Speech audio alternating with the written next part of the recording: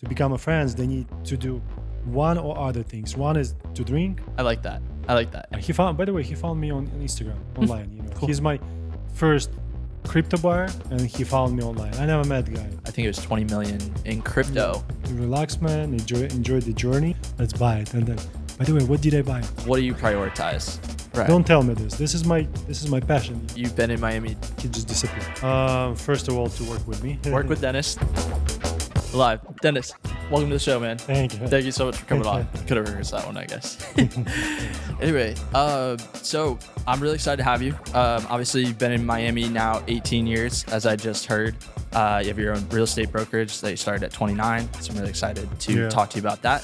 But really where I like to start with every guest, just to really get present mode of how we're feeling, is what is top of mind for you right now? What is what? I'm sorry? What is top of mind for you right now? What do you mean, like top of mind? Your main focus in the last, call it 24 hours even. Usually right now, tomorrow is my daughter's birthday. So that's what on my head at top of mind. Gotcha. But look, in general, like I would say, as the broker, right, and as the company owner, what I had lately on my mind is that season is coming, because usually we have seasonality in Miami market, I guess, for every business and real estate particular.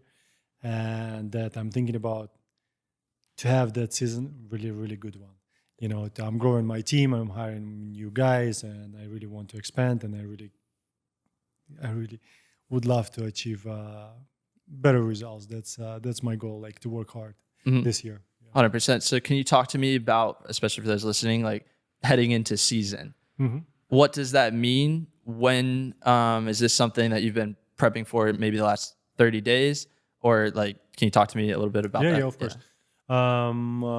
First of all, as I mentioned, during the season, we have much more going on, right?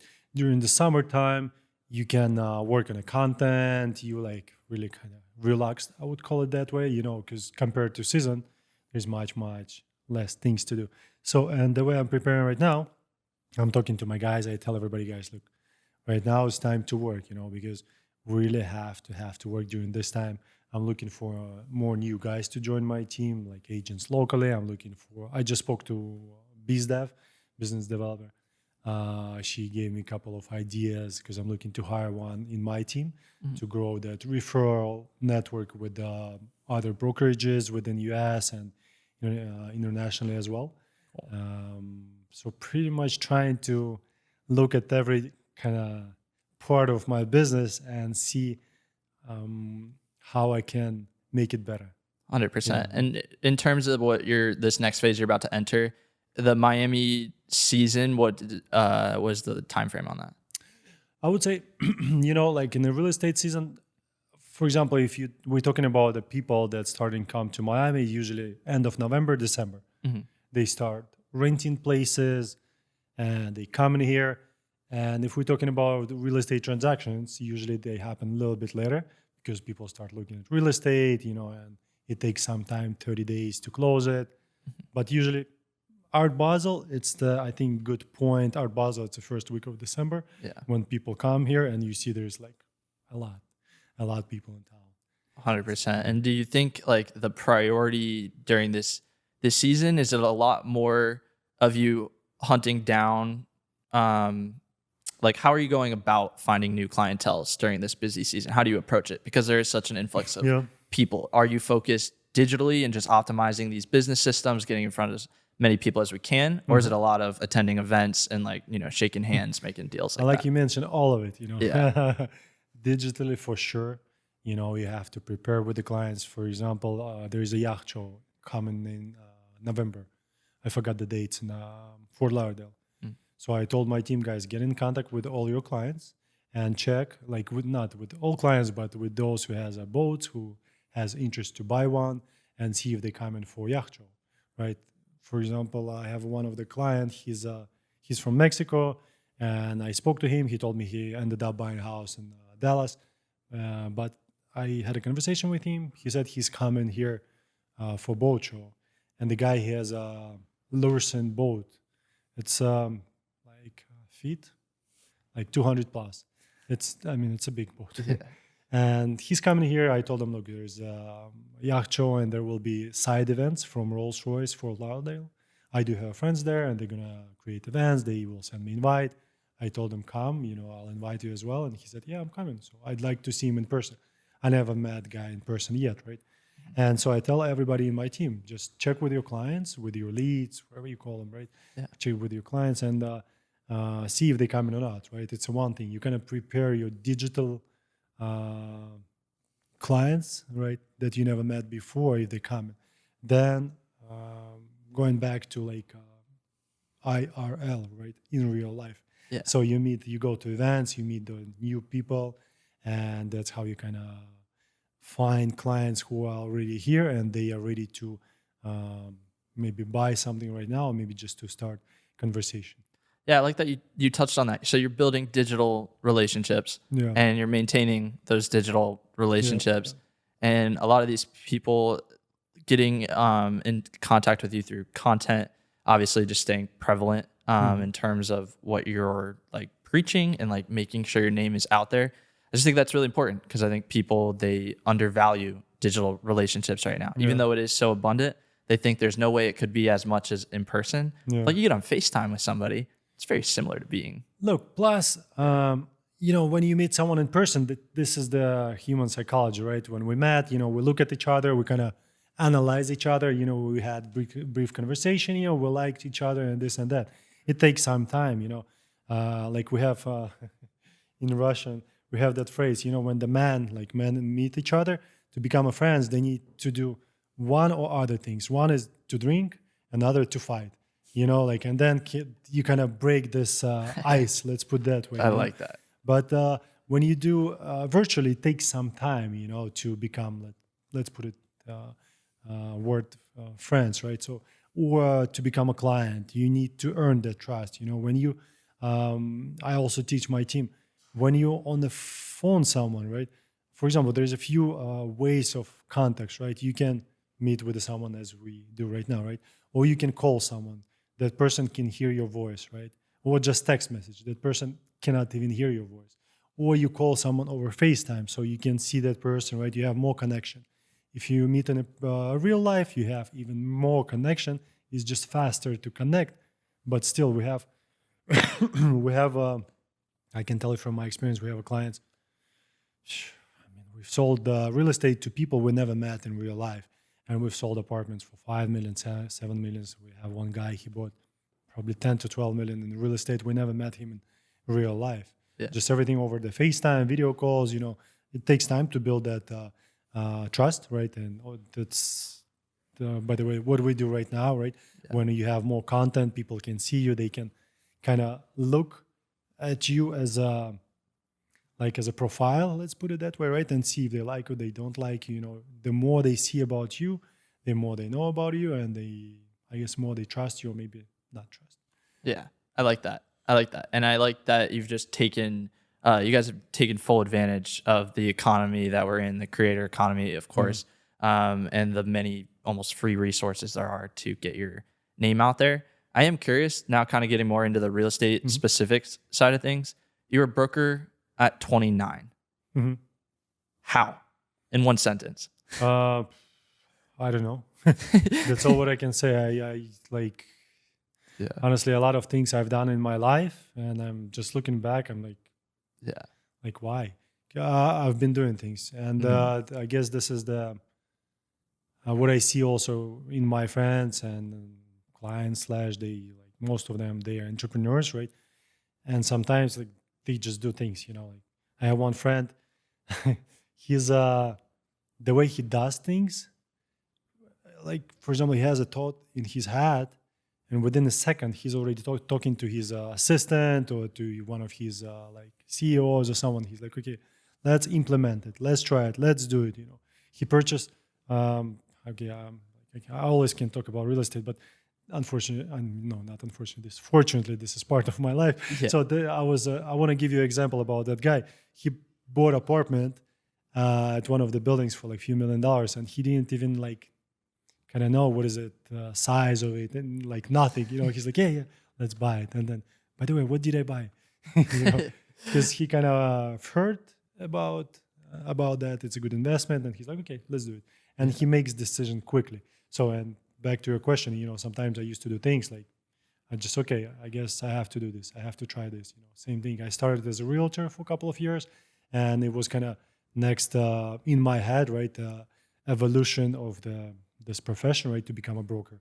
But also, if someone is gonna watch from the like a realtor's side, right, guys, keep in mind this is to become a broker. It does not mean you make more money or like I don't know. Maybe you want to please your ego, right? Like I'm sure it was one of the reasons why I was doing it. Yeah. Like to become company bigger and this and that. Yeah. But in reality, as an agent, if you're gonna have a team, like if you will implement social media, like marketing, a lot of things, you can make much more money than most of the brokers. I can guarantee. Okay, I want to talk about that. Okay. Because I know you've been in Miami 17 years. How much of that has been real estate? Since 2012, so it's in 2024, like 12 plus years, pretty much. And then now, when you started in real estate, how long were you an agent before you decided? 3 years. So you were and that's the minimum, right? To my That's understanding, the minimum, yeah. That's the. But I even passed exam before the 2 year 2 years time frame, because I wanted to open a brokerage, right? I got the courses, I passed exam, and then I was waiting for the 2 years mark to come. And did you feel that you had sold enough real estate, or is it more about the ownership of like being your own boss? Ownership, for sure. I can tell you, first of all, I'm like grateful for everything that happened to me, anything, like literally anything, every bad experience, everything. And with the real estate, when I opened my brokerage, it was more, it was more responsibility, right? I was having my clients, right? And managing like my kind of small business, let's put it that way. Cool. When I opened an office, I had more responsibilities, and I had to spend less time with my clients and more time with the brokerage. So if I wouldn't do that, I think my business would grow at the beginning like bigger and faster, just to being as an agent, right? Yeah. But yeah, I see a lot of parallels with this in terms of like sales and becoming a CEO, or like being in marketing and then being like a CEO. It almost seemed like you were the agent and you were learning real estate and you're getting exposed and you were watching what good brokers do, or potentially, I'm not sure, but probably you were watching what good and bad brokers do. And then when you became a broker, it was like, okay, now I have to be the best agent in the room. yeah, And I have to be the only CEO in the room, or like, so essentially the best CEO in the room too, not having the experience side of like even being called, like even if you could intern for a broker, right? Yeah. So I think that's really interesting, because I see a lot of guys in this online space where they'll say, I have a social media marketing agency, but they've never learned sales. So they could be the best marketing person in the world, have the best idea, have the best marketing, and they don't have success. Whereas the guys that do sales for 2 years and then go launch a digital product, even if it's teaching people how to do sales, see so much more sustained success. But again, like I'm entrepreneur first as well. So I think it's like you just dive in and we learn as we go. And that's why you've probably done what you've done now. So talking about present day, is there a figure that you can talk about in terms of how much real estate how many transactions you've been a part of? For like a lifetime? I would say since your career started, yeah.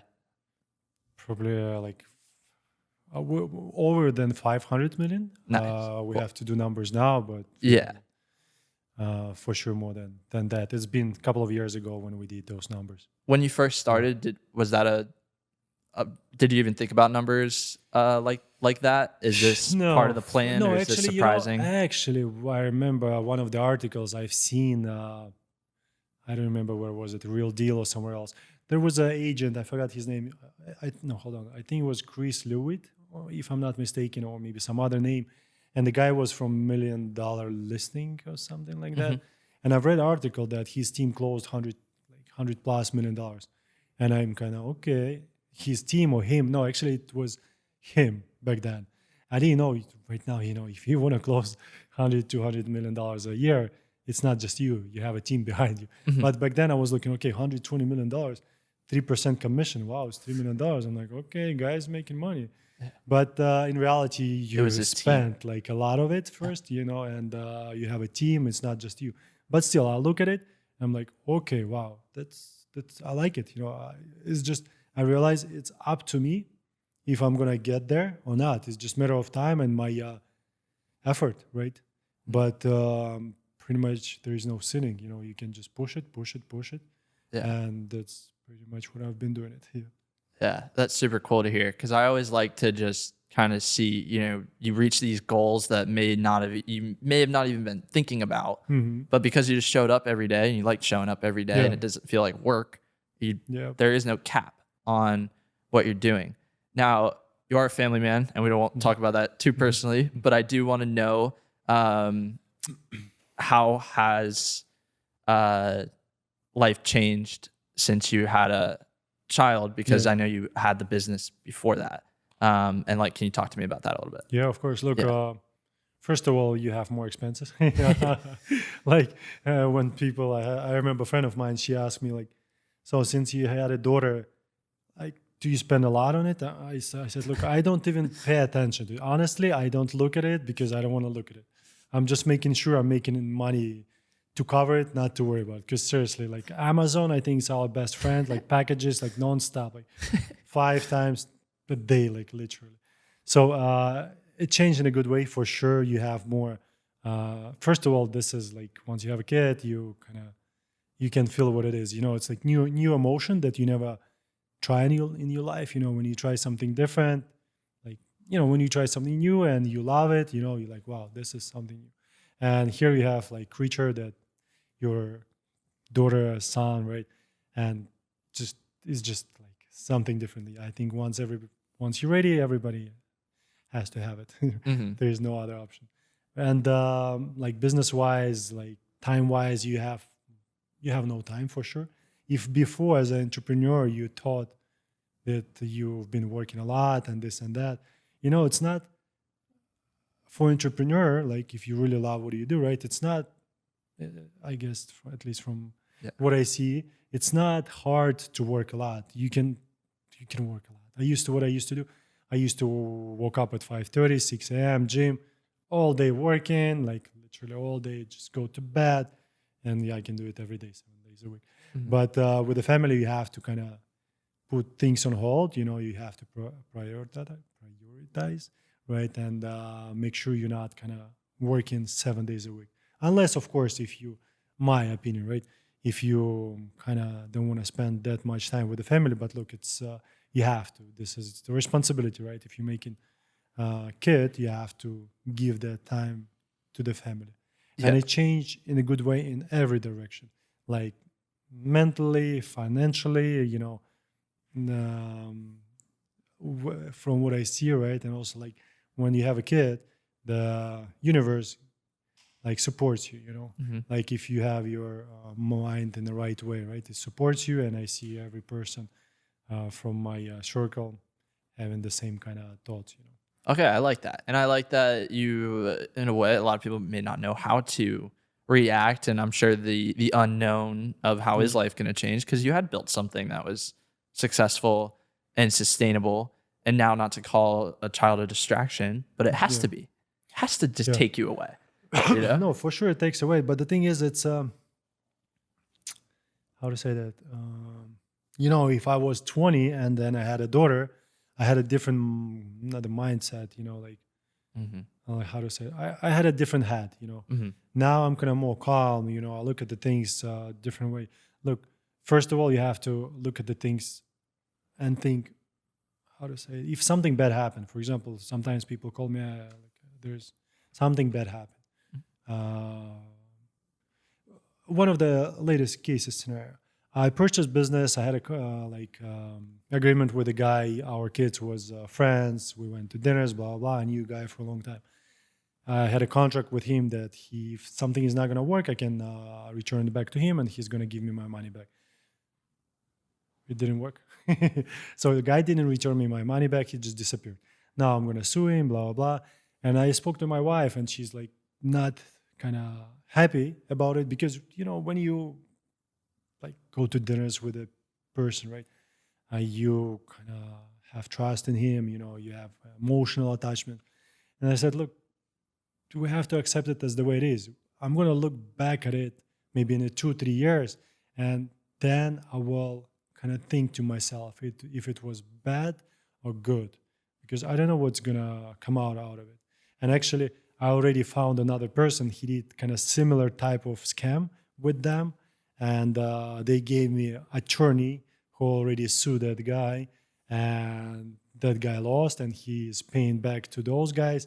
And those guys already told me, look, Denis, we have an idea. Maybe we can talk, and maybe we can create something together. And this is how things, you cannot react to things right away, right? Yeah. Same thing with kids, right? They are very, in general, it's a stress, right? When you have a small creature that screaming like nonstop, it's stress, right? But if you kind of look at the stress in a more calm way and ask yourself kind of like, is that bad, good? Like what is the worst case scenario when something happened, So it's kind of, you have to really like calm yourself, meditation helps, by the way.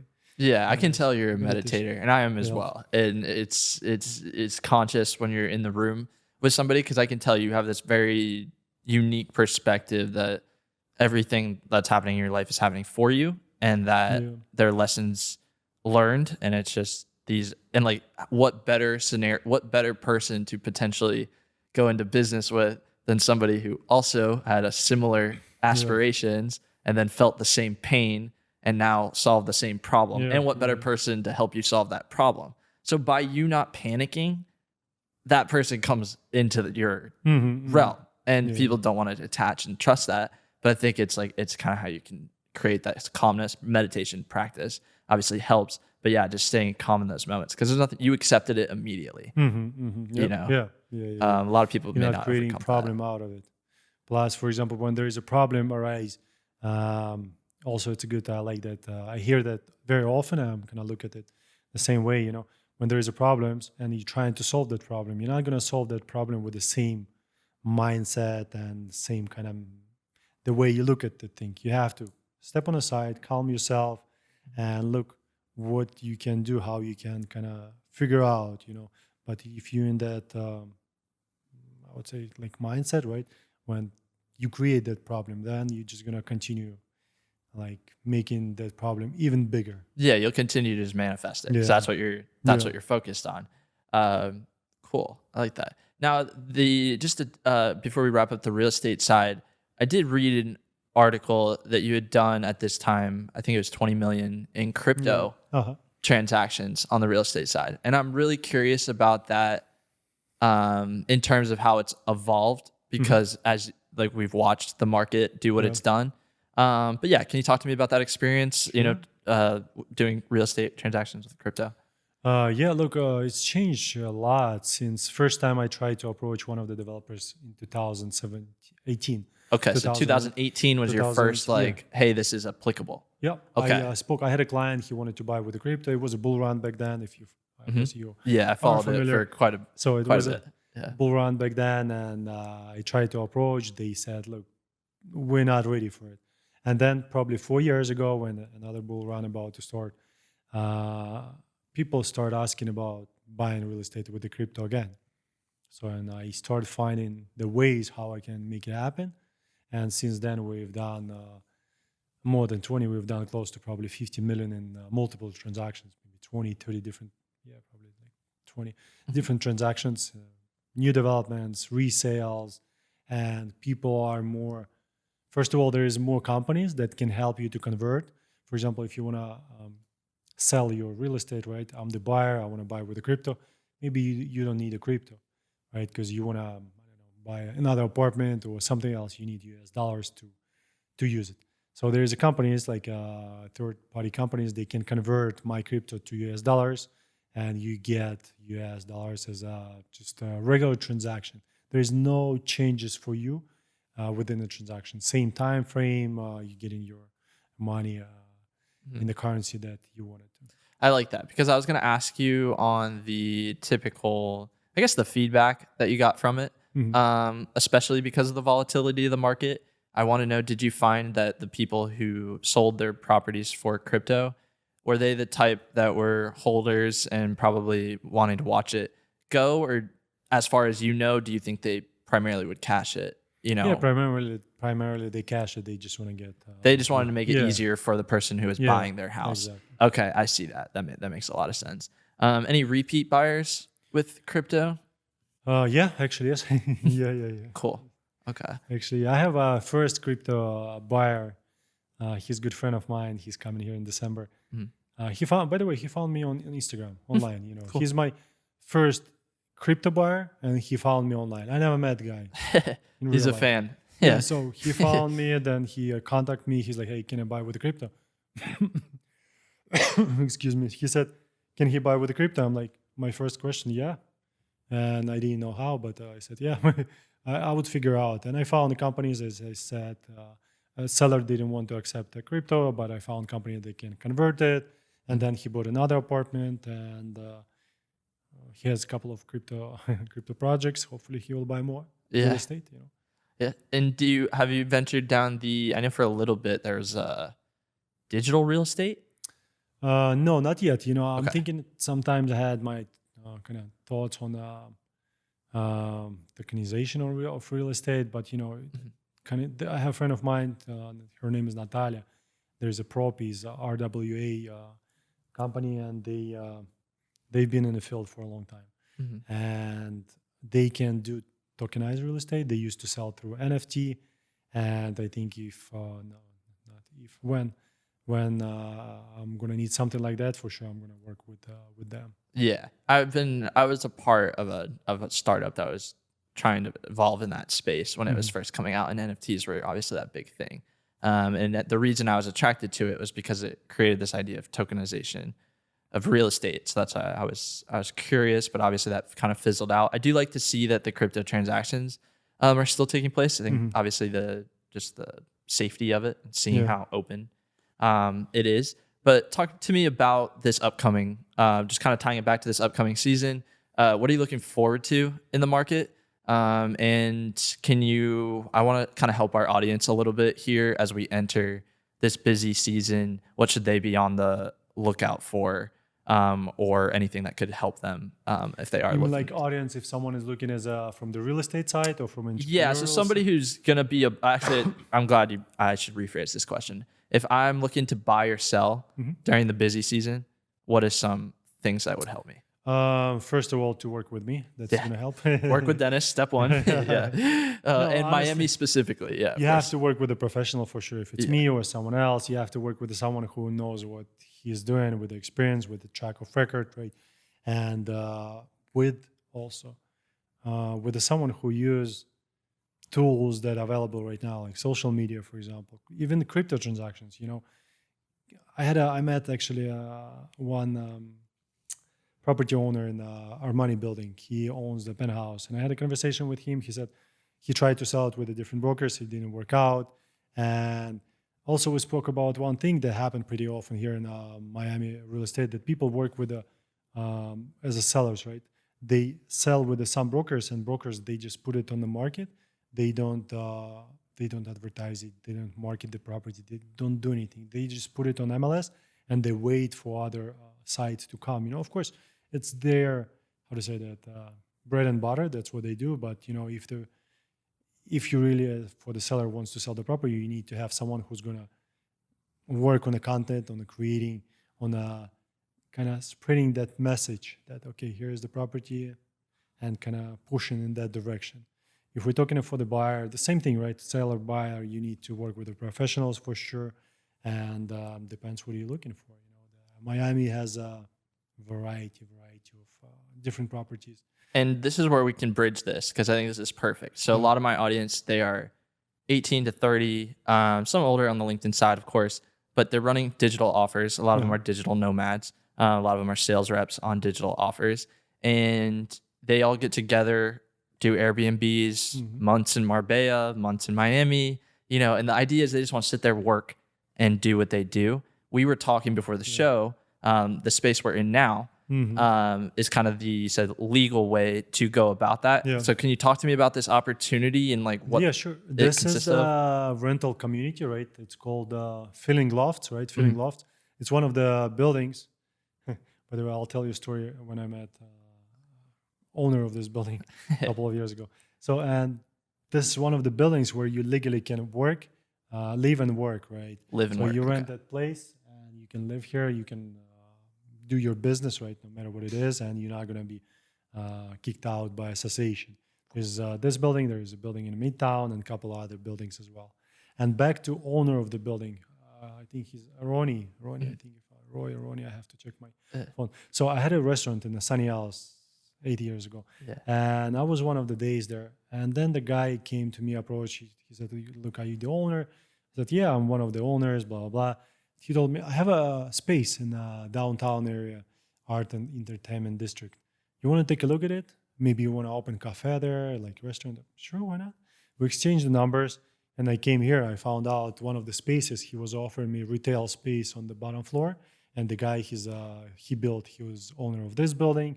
He built a couple other buildings next to, and he has a couple parcels of land. So I accidentally I just met him like in a cafe. Interesting. Okay, very cool. And when you talk about, so there's certain associations where you can't work out of the place. Can you talk to me a little bit about that? Yeah, of course. Look, there is restrictions. Every building has a HOA, right? And there is restrictions. You cannot do business. You cannot open up real estate office, right? I mean, you can claim, how to say that, you can have your kind of office in your apartment, but you cannot bring clients, right? You cannot make meetings there, officially, legally, right? Because this is going to be, if everyone will create a business out of their apartment without there would approval. be no office space. You know. But when the thing is, it's good when you have options, right? If you want to live in a building like this, and you can do business out of your apartment, someone else can do, you're okay with that, right?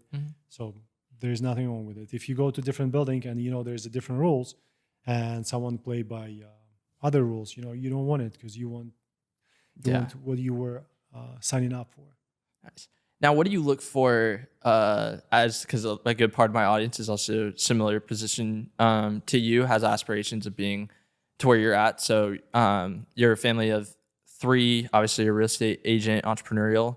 What do you prioritize, and what have you found works for you in terms of a place that you're looking to live? You mean prioritize like the yes, like when place I like? Yeah, like what kind? What do you look for even as a agent? Are you looking for anything right now?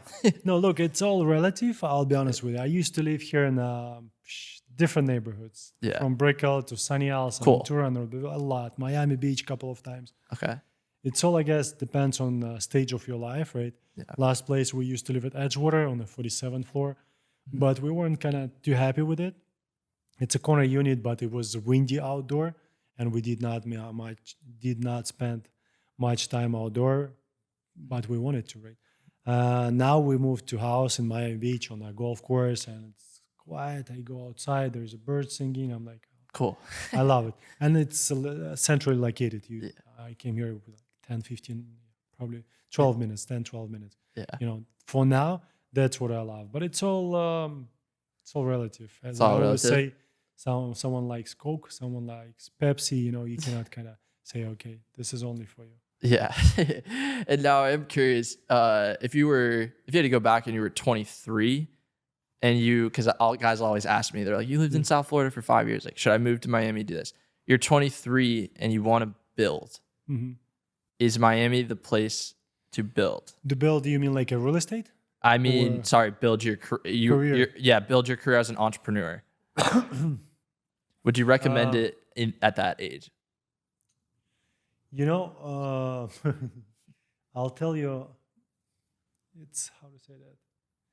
Me personally, I used to go parties a lot. I used to do things, but I've been always working a lot. At the same time, work hard, play hard. Yeah, I used to work at the restaurant. I used to work at different businesses before I started my own, right?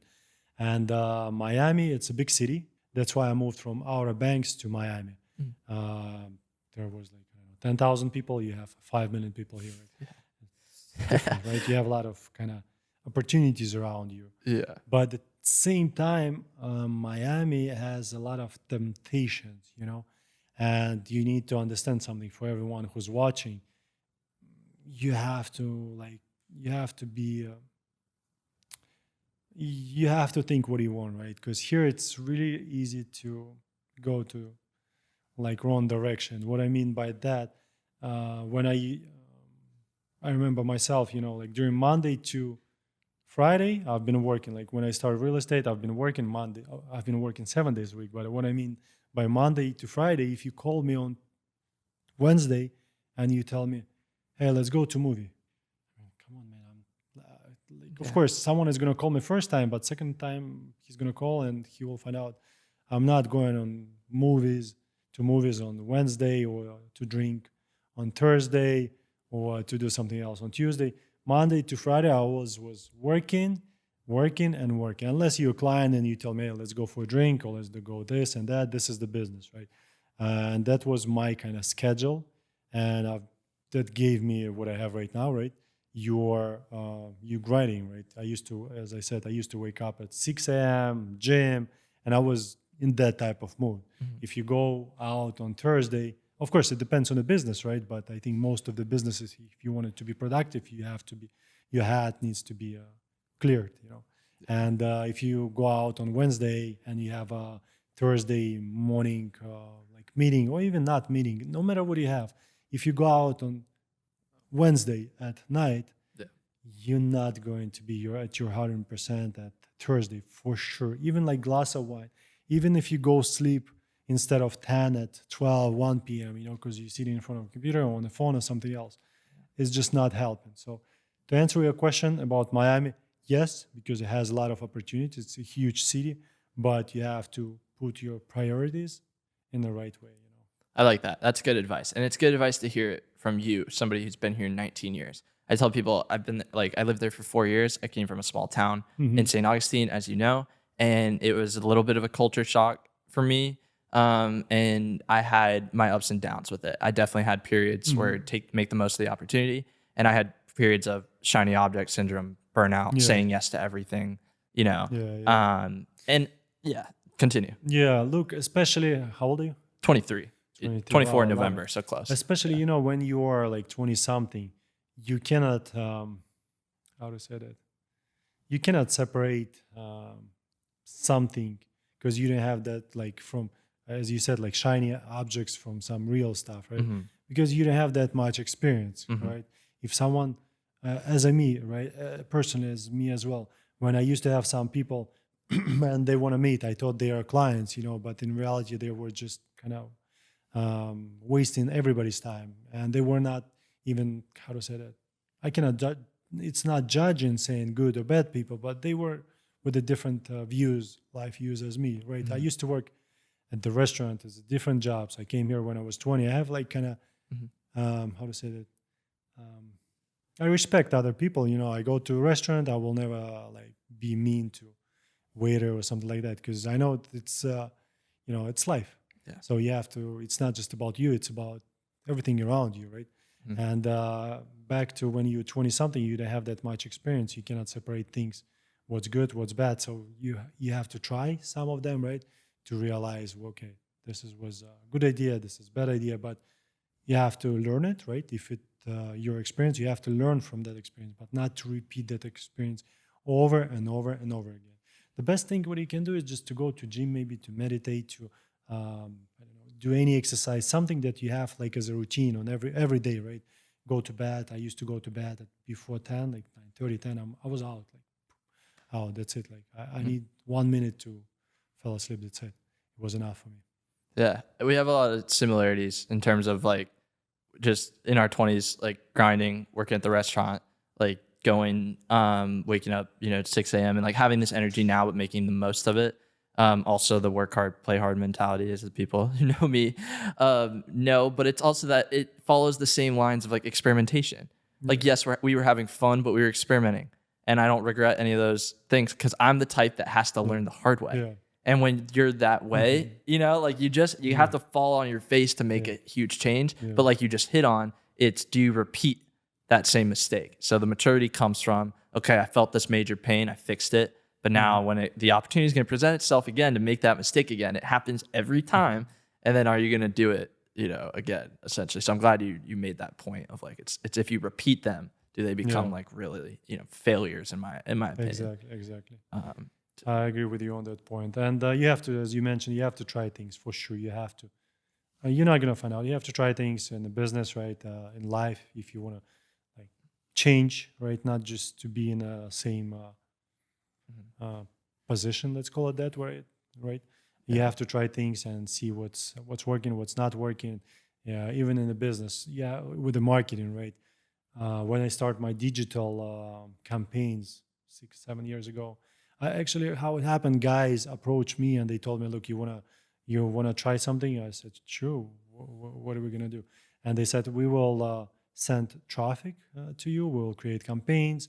We will give you like leads, right? We'll keep part of the commission, like kind of like from it, right? They will create a structure for me, and I'm gonna close leads, and that's how we're gonna do it. I said, sure, why not? We tried, we started with them. So there was a main guy, there was someone else. So pretty much the main guy who organized everything, he found me, he found another person who was creating campaigns and everything. And everybody's getting their part of the pie. And after like few months, nothing didn't work because the guy, I guess, first time he tried to do something like that. And so he hired that guy, he quit, he found another person, another. So the third person, after probably a year, said to me, look, Dennis, that's it. It's not working. I'm going to go. And the other guy who organized everything, he also kind of quit. And I did continue all that stuff. I realized, look, I already kind of in it for a year. I couldn't figure out. I just need to figure out how it's working, that's all. And I found a way. Yeah. And I found a way. It just took some time, with the like tries, you try different things, time, money, of course. And and that was going to be the way that you had to learn it. So you were going to have to bring in some guy that was outsourcing it, because a lot of you guys listening to this, I know that's what you're doing, running your Facebook ads, is you're finding somebody in the Philippines to do it, and you have no testimonials, and then you're getting high-level people in the door, and you're blowing it, and you need to stop doing that. You need to learn how to do it first.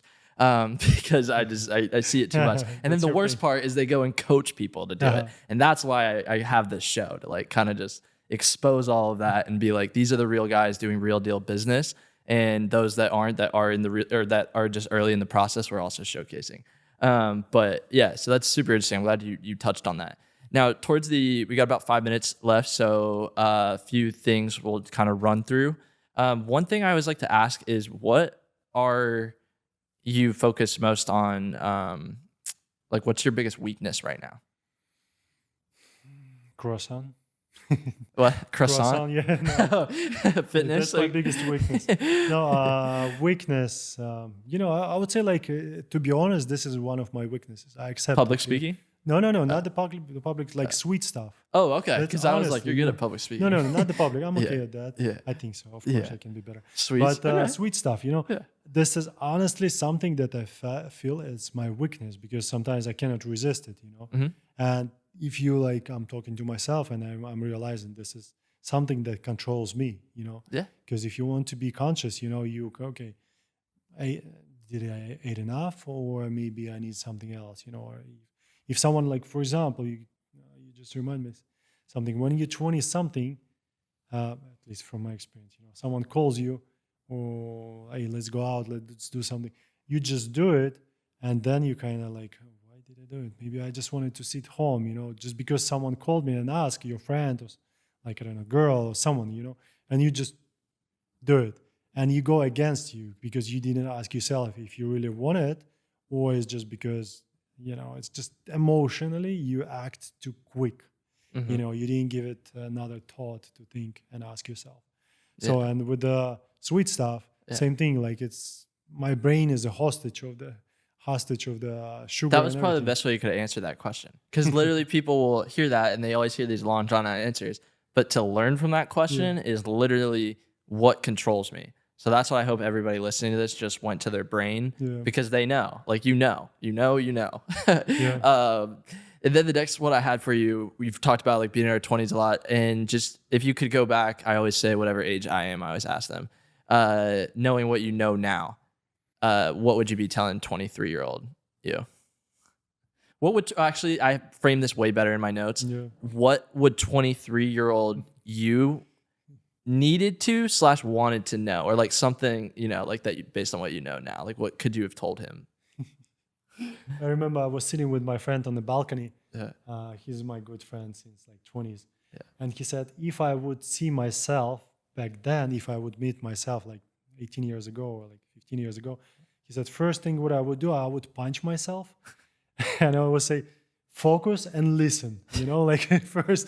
That was funny. But honestly, you know, I would tell myself just to relax, man, enjoy the journey, because everything is going to be good. Because we, like me personally, I guess most of us, we're all humans, right? Mhm. We worry too much about things, like really worry too much about things that doesn't mean shit, man, to be honest, you know, like, it doesn't mean anything. Yeah. If you look back at it, right?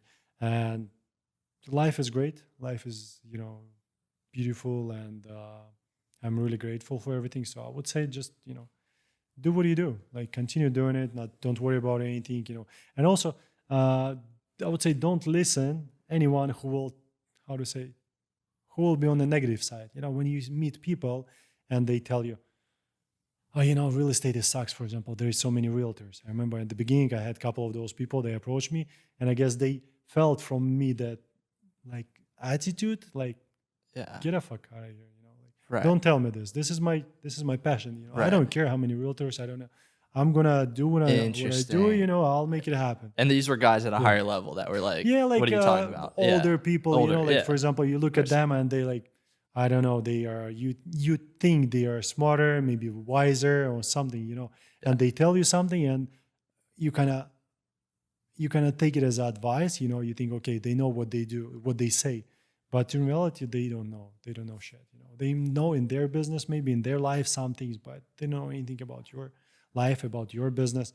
And it's really important, you know, just kind of, also it's back to kind of ask yourself, like look at, kind of talk to yourself, like meditate, you know, Yeah. like analyze things, you know, right? Not just to automatically accept it as a fact, you know.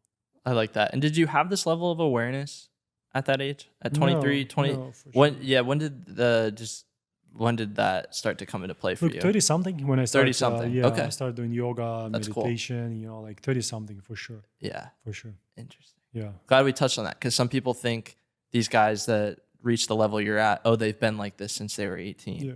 And I like to make a point like, hey, you were 30 and you woke up to some of these healthier, you know, self-observation habits. Like I would say, like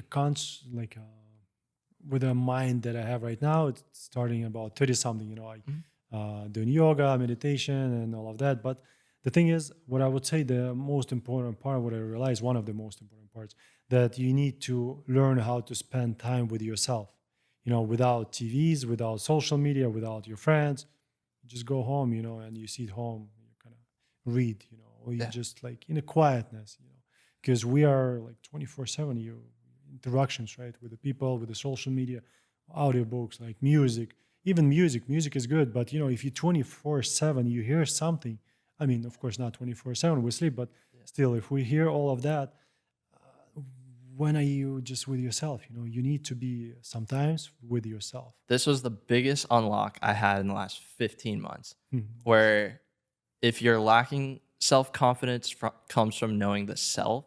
So if you don't spend time with yourself, how in the world would you get to know it? So I realized I was in a place where I gave so much of myself to everybody else that I knew everybody like the back of my hand. And I was like, who the fuck are you? And no wonder you're feeling down, because you don't know who you are. You haven't spent enough time with yourself. And I was like, when I knew myself the best, I was meditating, I was hitting the gym, I was alone. And so that was a big part of me moving from Miami, was I was just too distracted. It's like, I need space. And it's been so much beneficial. It's probably why we're sitting here having this conversation. So yeah, man, I'm really glad. I think that's a great thing to end on. But yeah, man, any final thoughts? Anything we have to look forward to? No thoughts. Look, yeah, I just want to tell you I'm impressed with you. You're 23, right? If I'll, how to say that? If I can be helpful, right, on your journey, Mhm. I would love to. Yeah, I It's really I really appreciate that, man. impressed That means a lot. when I see someone who's like 20 something and with the right mindset. Like just keep pushing and my doors are open for you. You can always call for All sure. right. I appreciate that so Yeah, much, man. Dennis, thank you. thank you. All right. Good.